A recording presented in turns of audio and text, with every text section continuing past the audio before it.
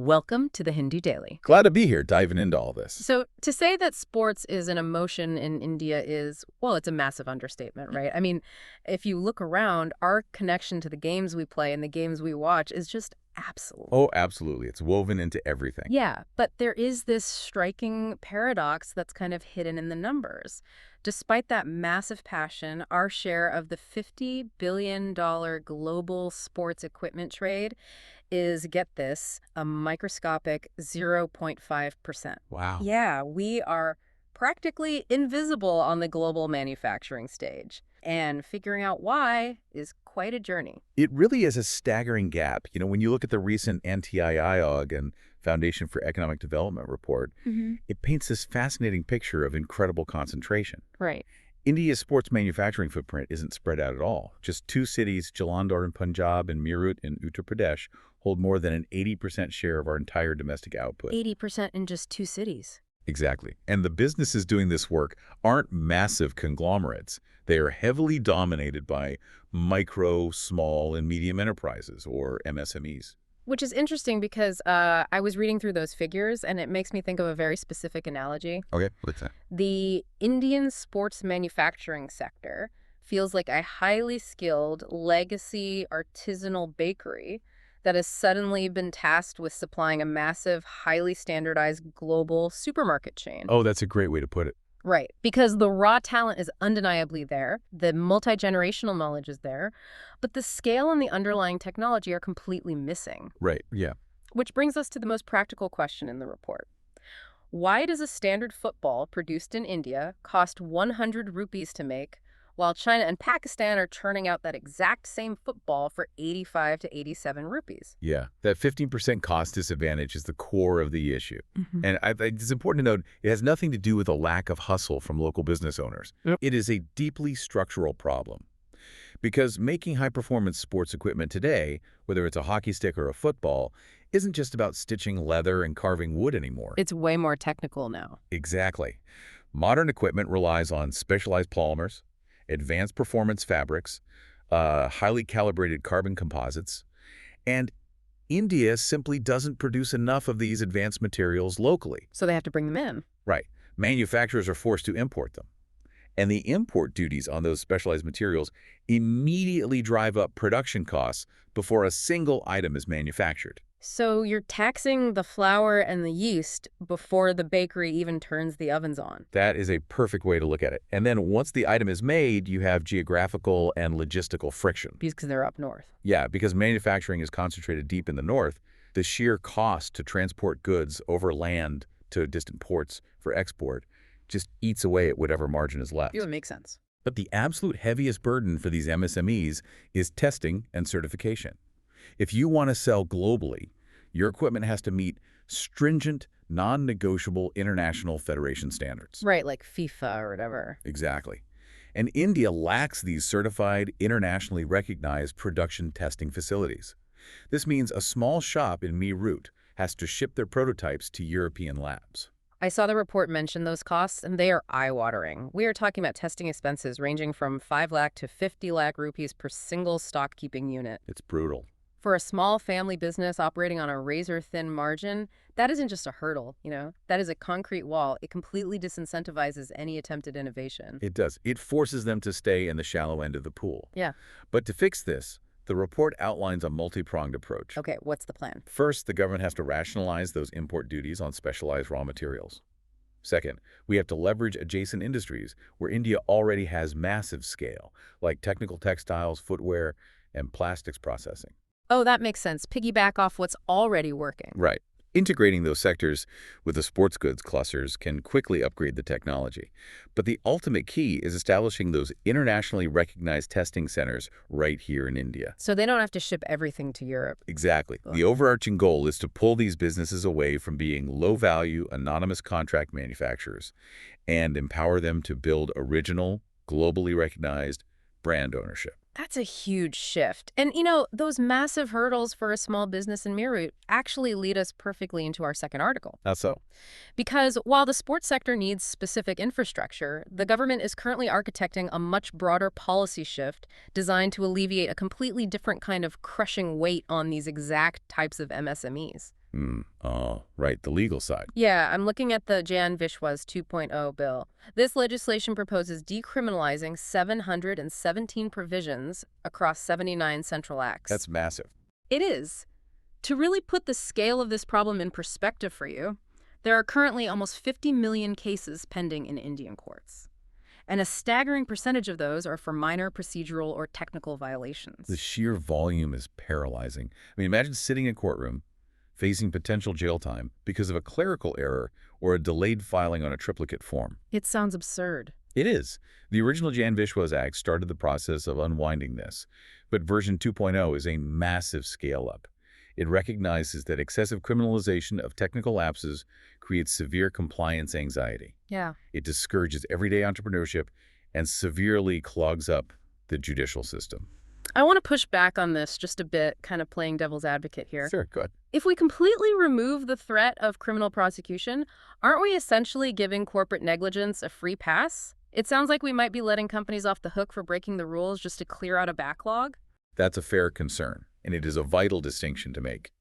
But we have to separate malified intent, like actual malice or purposeful fraud, from a genuine paperwork error. Okay. The philosophy driving this bill is a transition from fear-driven adherence to trust-based regulation. It fundamentally shifts the mechanism of punishment. How does that look in practice? Well, instead of dragging a small business owner through a decade-long court battle for a judicially imposed fine, the system moves toward regulatory penalties that are administered quickly by executive authorities. So it streamlines the punishment without actually removing it. Yes, it ensures proportionality, and more importantly, it frees up the courts to handle real malicious crimes. This does not dilute enforcement for serious offenses. Like what? If a company violates environmental protections, worker safety standards, or national security priorities, the strict criminal enforcement is absolutely still intact. The Confederation of Indian Industry, the CII, has been a major advocate for this, consistently pointing out that the threat of jail time for a delayed filing doesn't make a company more compliant. It just makes doing business terrifying. Right. By bringing in graded enforcement mechanisms like issuing warnings for first-time or minor violations, the government is trying to architect an economy that runs on trust, rather than the constant threat of prosecution. So the government can clear away the legal bottlenecks and the red tape. But as our third article highlights, businesses are now colliding with a much harder wall. Yeah, the physical one. Exactly. The biological and physical bottlenecks happening right on the factory floor. You can legislate away a fine, but you can't legislate away the laws of thermodynamics. Very true. We are currently watching a massive global trade shuffle. Political instability in traditional textile hubs like Bangladesh means international buyers are suddenly pouring surge orders into Indian textile clusters like Tirupur and Bengaluru. Which sounds like a good thing initially. Right, more business. But there is a massive underlying problem here. The indoor factory temperatures in these hubs are consistently hitting 35 to 40 degrees Celsius. And at that temperature, the biology of human labor quite literally begins to shut down. Yeah, the statistics are deeply concerning. A worker loses 50% of their physical capacity at 33 to 34 degrees Celsius. 50%. That's huge. Half their capacity. Across India, we lost an estimated 247 billion labor hours in just 1 year due to heat stress alone. Wow. And the research shows that annual output falls by 2% for every single degree Celsius the temperature rises. I mean, imagine trying to drive your car at highway speeds with absolutely no coolant. Right, it wouldn't last long. Eventually, the engine will forcibly throttle down or seize entirely. The human engine does the exact same thing as a matter of pure biological survival. The physical reality of that is brutal, and what this creates is something called a supply chain trap. A supply chain trap. Yeah, it is a massive imbalance of power. On one side, you have global fashion brands demanding incredibly strict delivery deadlines. If a factory is late, they face ruinous financial penalties. Right. These global brands insulate themselves from the risk of a heat wave by diversifying. If India is too hot and production slows down, they simply shift their next order to Vietnam or Mexico. They just move on. Exactly. But the local factory owners are stuck. They're facing a true thermodynamic bottleneck. Because they can't negotiate a new contract with the thermometer on the wall. Exactly. And because they lack the bargaining power to push back against the global buyers, the financial burden gets pushed all the way down the chain. To the workers. Yes. Ultimately, this turns into a regressive tax on the most vulnerable informal workers. When a factory floor becomes a literal furnace and workers are forced to slow down or take shelter, they don't just lose productivity, they lose their daily piece rate wages. That's terrible. The global fashion industry has spent decades treating the cost of production as a static number, artificially deflated by a predictable climate that we simply cannot take for granted anymore. Well, breaking out of a trap that entrenched requires a massive systemic overhaul. And the article lays out a 5-point plan to transition toward a climate-smart supply chain. What's the first step? First, policymakers have to officially recognize heat stress as a critical supply chain risk in trade agreements. Second, we need mandatory heat action plans in industrial clusters, meaning enforceable temperature thresholds and mandated cooling breaks. And the third point is perhaps the most crucial: reforming the financing. Banks need to step in with concessional credit lines so that these factory owners can actually afford to overhaul their architecture and install proper cooling systems. Right, because right now they just can't afford it. Exactly. Fourth, the labor protection codes must be updated to explicitly address heat stress, ensuring guaranteed access to clean drinking water and shaded rest areas. Basic necessities. And finally, the international buyers must bear their share of the adaptation cost through fairer, more flexible pricing. They cannot continue to push the physical and financial cost of a warming planet onto factory floor workers. It's a huge shift, but a necessary one. So from the physical limits of the human body trying to adapt to the environment, let's look at how humanity is pushing the physical limits of our understanding of the universe. Quite a pivot. I know, but it's fascinating. Our fourth article details a breakthrough by Indian astronomers from IIT Kanpur, the National Center for Radioastrophysics, and the Raman Research Institute. They've essentially developed a brand new way to measure vast distances in the cosmos using pulsars.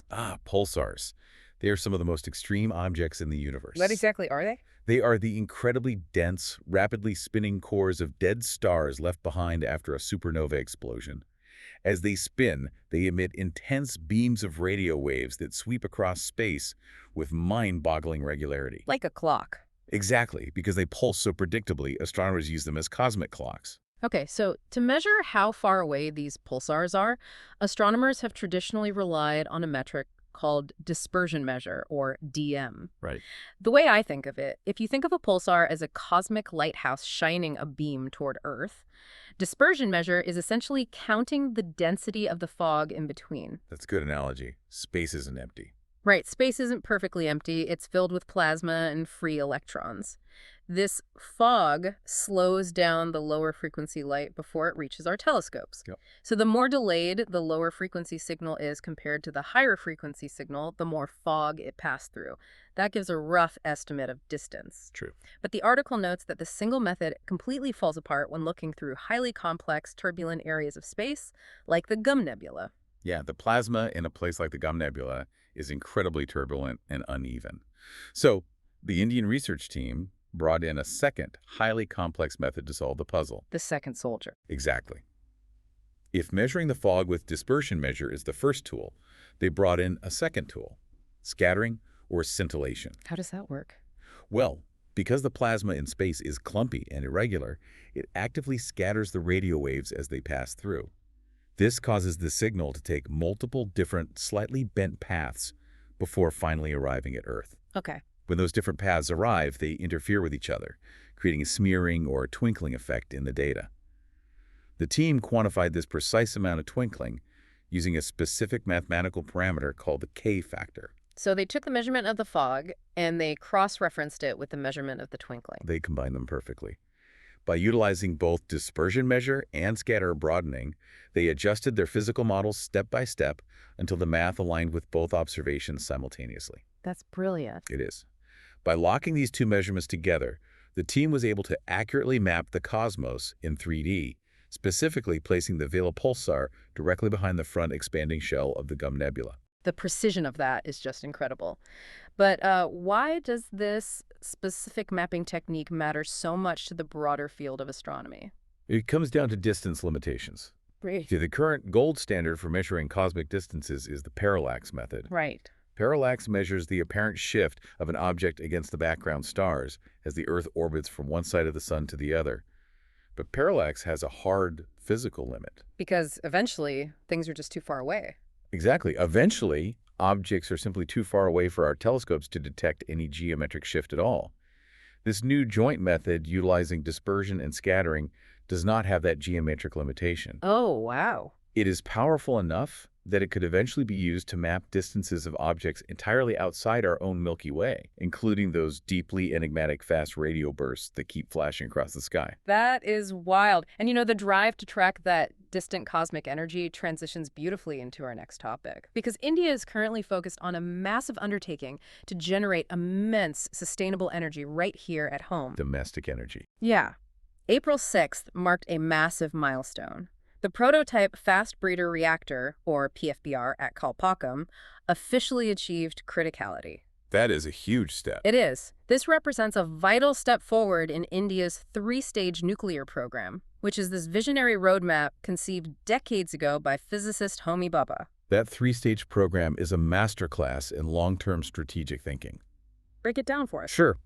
The first stage relies on pressurized heavy water reactors. We use these currently, but they are incredibly inefficient. They utilize barely 1% of the energy potential in natural uranium fuel, leaving behind a massive amount of depleted uranium and some plutonium as waste. 1% is nothing. Right. So the fast breeder reactors, the FBRs, are the critical second stage. They are engineered to be vastly more efficient, pushing fuel use rates to 10% or higher. I want to break down exactly how they do that because the mechanics are fascinating. Yeah, go for it. They basically take the waste, the plutonium, and the depleted uranium from the first stage and use it as the core fuel. By bombarding that depleted uranium with fast neutrons, they trigger a reaction that actually transmutes the depleted uranium into fresh plutonium. Oh, look like alchemy. Yeah. They literally breed more nuclear fuel than they consume in the process. This is the essential bridge to finally reaching stage 3, which is running reactors on India's own massive, vastly abundant domestic reserves of thorium. Achieving that thorium cycle is the holy grail of India's energy independence. It is, but I have to bring up the immense friction here. This journey has not been smooth. Not at all. The PFBR's budget has skyrocketed from 3,500 crore rupees to 6,800 crore rupees. Yeah, it nearly doubled.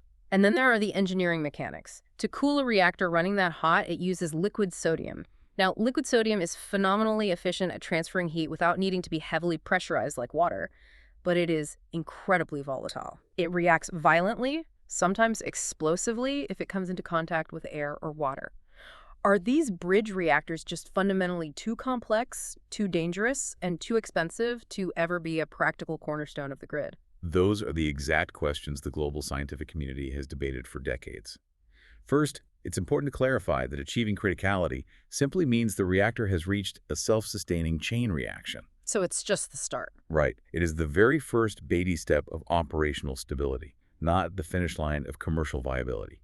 And you are absolutely right about the engineering nightmare of liquid sodium. It sounds terrifying. It demands an environment of perfectly sealed piping and hypersensitive leak detection systems that absolutely cannot fail.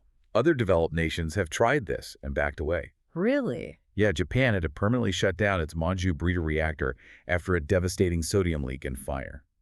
France eventually abandoned its Superphénix reactor due to unending technical issues and massive cost overruns. Well then, if the wealthiest nations on Earth decided the juice wasn't worth the squeeze, why is India relentlessly pushing forward? It is entirely due to how India's nuclear sector is structured and governed. Because the program is state-driven and reports directly to the Prime Minister's office, it is uniquely insulated. Insulated from what?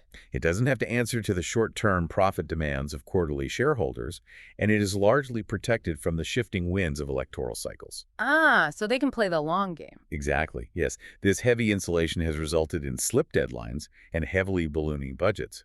But it has also provided the unwavering focus necessary to pursue a generational goal. Fuel security. Yes, the strategic existential imperative of achieving total fuel security using domestic thorium simply overrides the immediate financial and engineering hurdles. That concept of existential fuel security brings us right into our final article. Because while that fast breeder reactor is a vital multi-decade bridge, India is staring down an immediate burning energy crisis right now. A very real crisis. It is a crisis that absolutely cannot wait for nuclear commercialization. We are watching an intense convergence of domestic demand and global instability. The numbers for the summer surge are just staggering. Traditionally, India's energy demand spikes between April and June as air conditioning and industrial cooling systems kick into high gear across the country. Right. But the scale of that demand is entering uncharted territory, with peak electricity demand hitting nearly 250 gigawatts in May of 2024. 250 gigawatts. And right as the grid was straining under that domestic heat, a massive geopolitical shock hit the markets. Escalating tensions in West Asia sent the Indian crude basket skyrocketing from roughly $60 a barrel at the start of the year to over $140 a barrel by mid-March. And because India imports an astonishing 85 to 90% of its crude oil, a price spike of that magnitude sends immediate, violent shockwaves through the entire domestic economy. The financial bleeding was instantaneous. Fearing prolonged instability, foreign institutional investors pulled almost 1.1 to 1.2 lakh crore rupees out of Indian equities. A record exodus. Yeah, marking a record exodus of capital. The rupee rapidly depreciated, sliding to 94.8 against the dollar. Then there was a sudden shift in the narrative. U.S. President Donald Trump suspended attacks on Iran for 2 weeks, stating that a long-term peace agreement was currently in progress. And the market reacted immediately. It did. The reaction was swift. U.S. crude futures dropped nearly 16% to $94 a barrel, and Indian stock markets surged over 3% on the news. Those market reactions really highlight how desperate investors are for stability. But we have to look past the immediate trading day to what this actually means on the ground. What do you mean? Well, a 2-week ceasefire, while welcome, is fundamentally just a temporary clearing of a traffic jam in the Strait of Hormuz. It is a pause, not a cure for the deep underlying regional instability. So the risk is still there. Absolutely. Because the risk of conflict returning is so high, insurance premiums for massive marine vessels traveling through that region remain exceptionally elevated. That keeps the imported cost of goods and energy artificially high. Right. The Reserve Bank of India is forced to navigate this by keeping the repo rate unchanged at 5.25%, essentially holding its breath because the global economic outlook remains heavily shadowed by the threat of conflict. With imported gas and oil remaining so volatile and expensive, how is India keeping the lights on and the AC running right now? They are forced to fall back on the most reliable, heavy-duty domestic asset they have: coal. Go back to basics. Yeah. The government has directed domestic coal-fired power plants to operate at absolute maximum capacity and to defer any non-essential maintenance. Furthermore, Tata Power was given the green light to restart its massive 4,150-megawatt Mundra thermal power plant after it had sat dormant for nearly 9 months. Wow, just to meet demand. The strategy is pure survival, maximize domestic electricity generation by any means necessary to prevent the national grid from collapsing under the weight of the summer heat. It paints an incredibly vivid picture of how deeply interconnected everything we've discussed today truly is. It absolutely does, and it leaves us with a rather provocative realization. As long as India relies on imported fossil fuels from volatile regions, a geopolitical tremor thousands of miles away can dictate the daily price of electricity. Yeah. That price spike dictates whether the factory owner in Bengaluru, from our third article, can afford to keep the cooling systems running for their workers. Oh, wow. Right. And that lost productivity dictates whether the sports equipment MSMEs from our first article can compete on a global stage. It underscores exactly why building domestic manufacturing capability and relentlessly pursuing nuclear independence through those complex fast breeder reactors are not just abstract scientific or economic goals. They're essential. They are profound, urgent matters of national resilience. It leaves you wondering, how fast can we build our own bridges to the future before the external bridges we rely on completely collapse? Thank you for listening. If you want to provide suggestions, please contact on the Twitter handle given in the episode description. As always, we are eager to hear what our listeners want to be informed about. We wish you a great day.